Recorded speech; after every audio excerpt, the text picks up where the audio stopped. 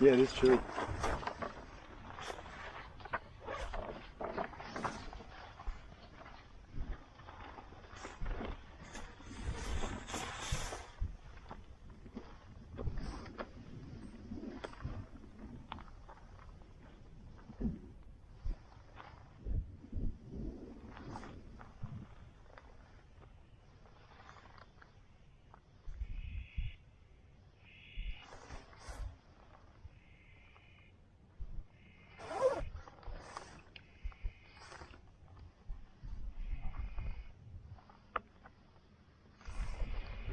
Cool, yay!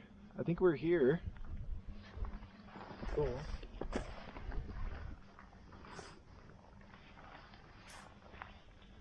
Did you grab my sunglasses when you were down there? I don't quite remember. They were on my camera. When you went down and got the bag and came back up here. Oh, yeah. Maybe not.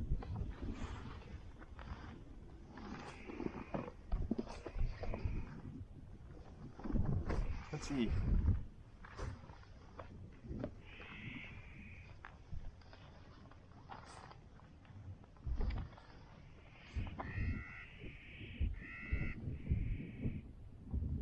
It's going really slow.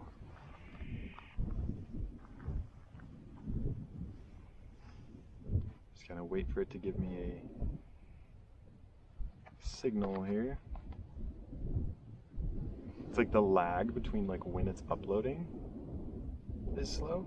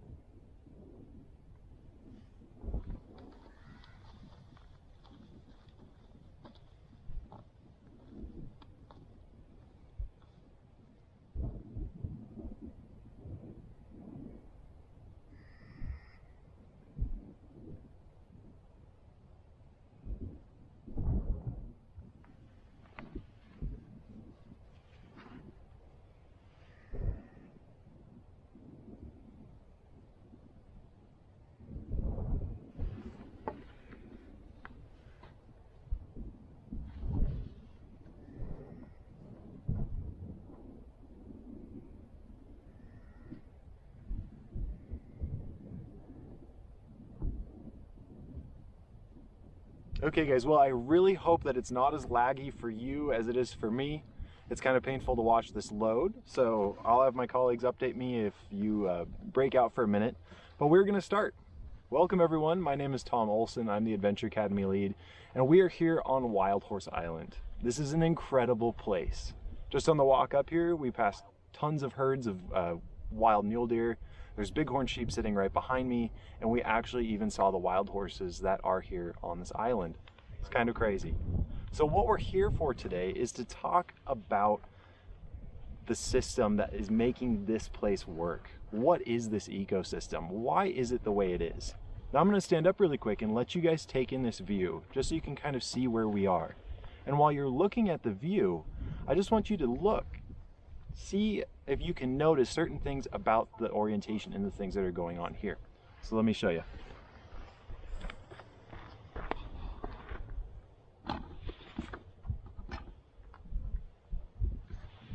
So right now, this is the south view from the island. We're looking south, so all the backs of the hills here that you see are treed. This is the north face. Now we're starting to look west.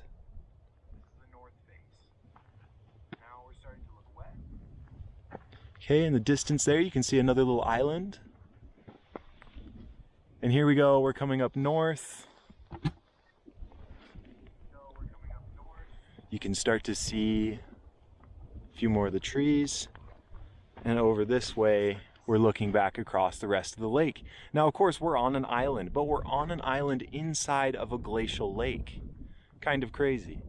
Now what I want you guys to look at here too, I wonder if you can see them. If you look just over the top of this rock, you will see 3 bighorn sheep sitting behind me about 200 yards away. That's kind of crazy. So let's start talking about the aspect and this ecosystem. We are here inside of a lake. What do you think the south side would be like on the aspect near a lake? Well, if you think about it, sunlight is going to be bouncing off of the lake and back onto this face. So what you might have noticed as we were looking around, there are grassy areas and there are tree areas. Now, in the pre-activity that we worked on, we looked at what aspect was. Aspect is the orientation of a slope. We looked at exposure too.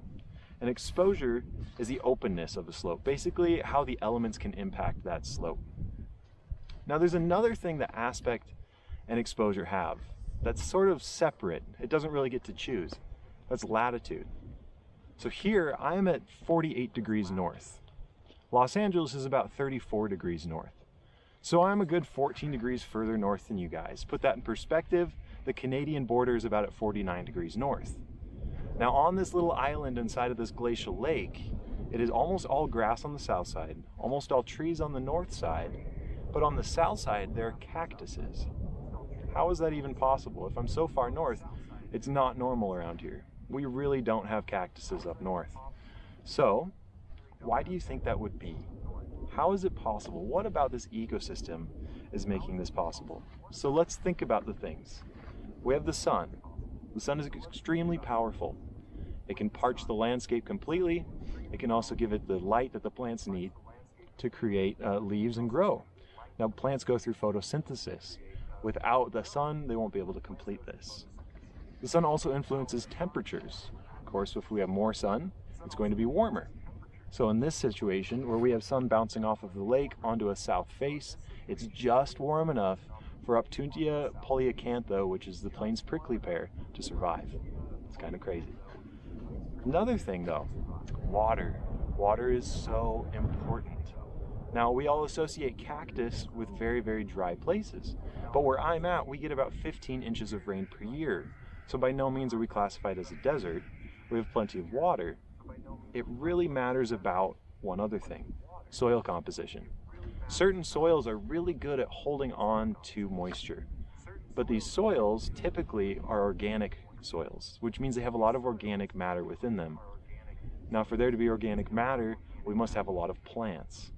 So you kind of get this catch-22 where certain ecosystems will perpetuate with mineral soil and they won't ever get a chance to build up enough organic matter to create that nice organic soil that will hold on to moisture that will allow other plants to thrive. I'm going to turn down the sound. I'm getting some double sound there. So an ecosystem's ability to support life is kind of based on these 3 things: how much sun it gets, how much water it has, and what type of soil it has. Now, if you're noticing, I'm sitting on a rock. It's very rocky here. And while we're on just the south edge of the island, the north edge is just right over here, I guarantee you if we went onto that north side of the island and we dug into the earth, we would find much more moist soil. That's just because it's on that north side, it's had more plant growth. So I have a question for you guys. I wasn't able to get the chat to go here, but I want to ask you, and I want you just to think to yourself, what is an ecosystem in general? You know, we can almost consider a city to be an ecosystem. It's an ecosystem that us humans have fabricated for ourselves, but it really doesn't allow much room for other animals, plants. We're really just manipulating the system for our own liking. An ecosystem is really a biological community that has a symbiosis with the land or its natural environment. So all of these organisms are interacting, and I said the word, it's symbiosis, it's symbiotic. So everyone in a sense is working together. So within ecosystems, we have 3 kinds of consumers. We have primary consumers, secondary consumers, and tertiary consumers. A primary consumer would be something that doesn't really consume anything other than the elements that come into it. So these things would be plants, algae, things that basically make their own sugars from photosynthesis. Now, can you think of a secondary consumer maybe on this island? What would be eating these plants? Well, horses. Wild horses would be a secondary consumer. They're grazing on this beautiful shortgrass prairie, which is actually one of the few shortgrass prairies that are still left. Most of it's all been turning into grazing land for cattle. This island is protected, so it's allowed that these horses as secondary consumers to more or less thrive. We'll get into that in just a little bit. These tertiary consumers, though, these guys are the ones that are eating the secondary consumers. So these are meat eaters. For example, if we were to look at a basic system, we would look at an eagle being a tertiary consumer, the trout being the secondary consumer, the phytoplankton maybe even a secondary consumer, and then algae being your first primary consumer, if you want to extrapolate it that way. Now on the way up here, I saw several carcasses. So that tells me that there's another tertiary consumer out here. It's probably a mountain lion. We have a lot of mountain lions around here. It's not crazy. And if you saw how many wild animals there are out here, it would make sense. Those mountain lions are essential to this ecosystem. It keeps everything in balance. Another thing on that note, if you notice these bighorn sheep that are still sitting behind me, they're so prolific out here. And that's not really normal. And the reason is because they don't have many natural predators.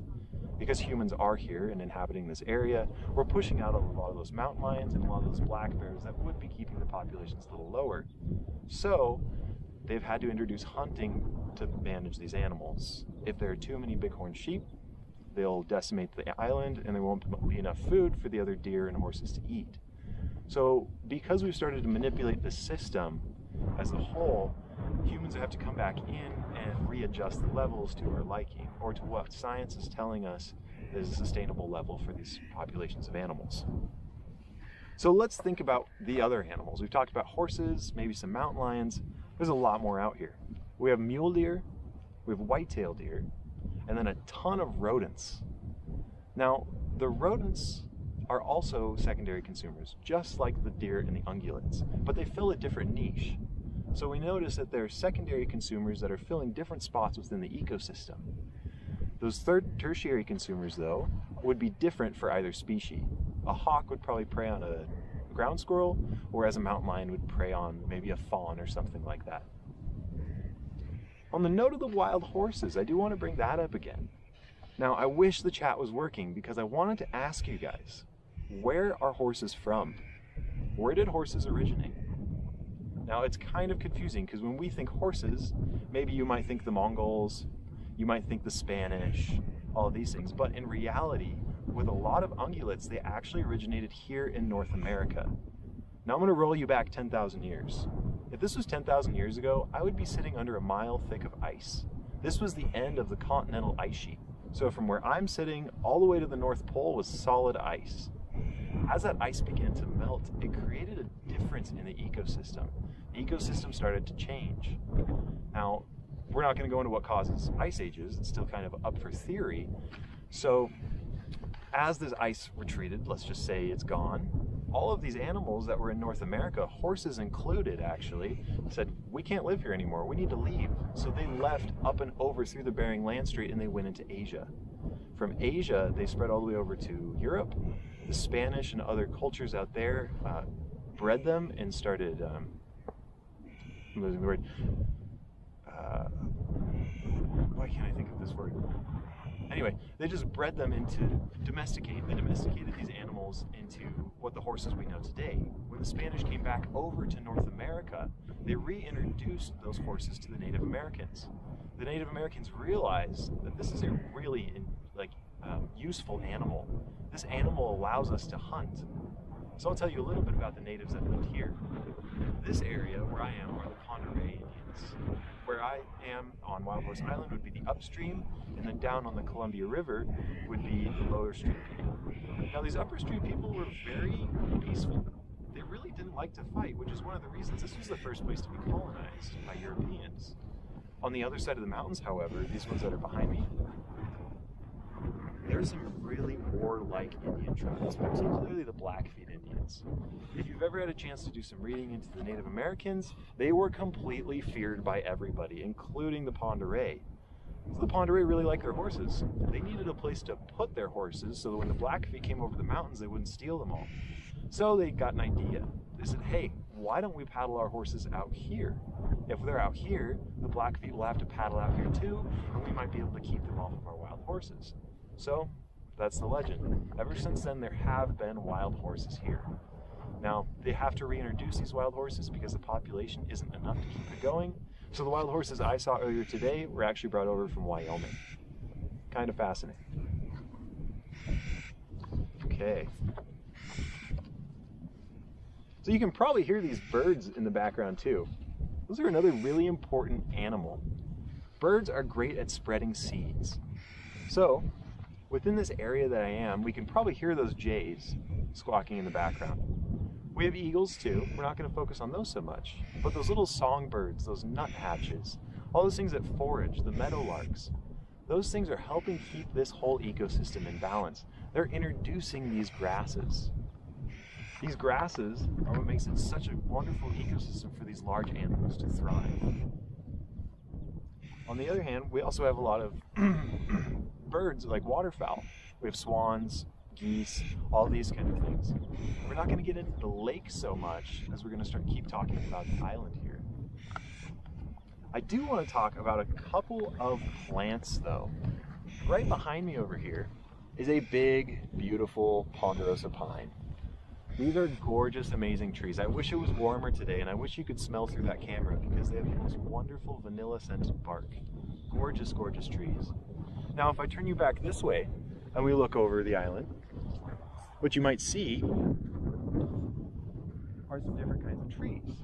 Now, these trees that you're seeing back here are ponderosa, not ponderosa, but Douglas fir. Douglas fir like it a little bit more wet. So that side of the island, we can tell, gets a lot more moisture.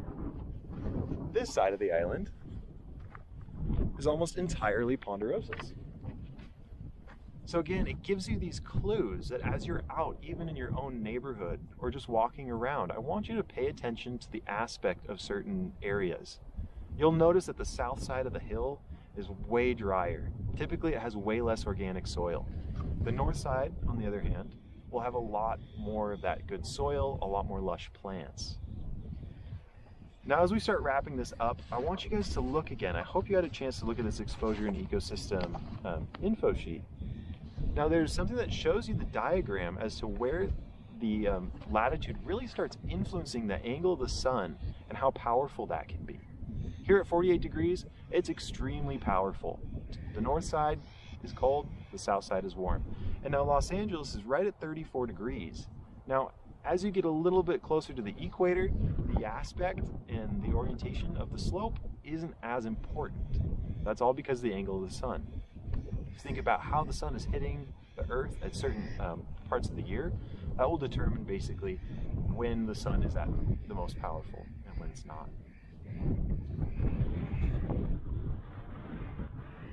I'm going to let you guys take it in just a little bit, and I'm going to unhook the camera and take you guys for a little walk just for the last little bit, because this island really is magical.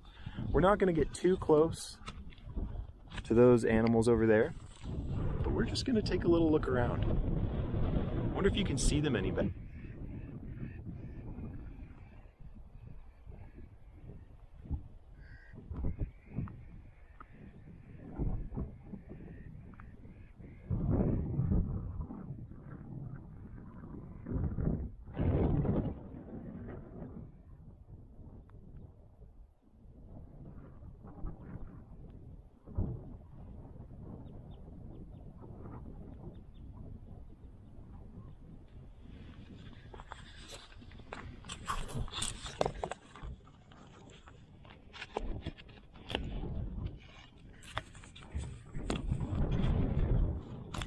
Right. Well, while it is no sunny day out here, I am so glad that you guys were able to join me and just talk a little bit about how aspect and exposure can influence an ecosystem, particularly this one. I hope you guys had a really good time. We do have one coming up in a month. It'll be at the end of September, and we're talking about how elevation influences the ecosystem. We're going to be a lot higher up, and we're going to be hopefully getting into a little bit of snow that time of year. So we will see. I want to say thank you so much for joining me. I'm going to end the live stream now, and I look forward to seeing you guys at the future event. Have a great day.